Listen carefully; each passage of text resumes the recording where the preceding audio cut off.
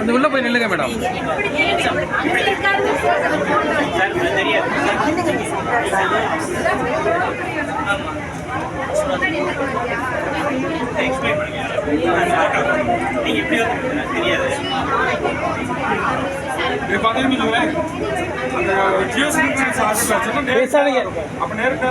அவர் சொல்றதை கவனிங்க.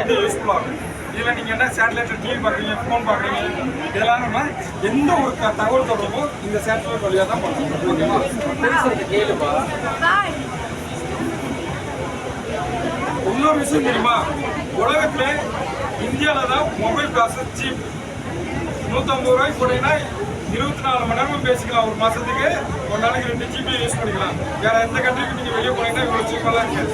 ஏன்னா மேலே இருக்கப்போ நம்ம ஓகேங்களா?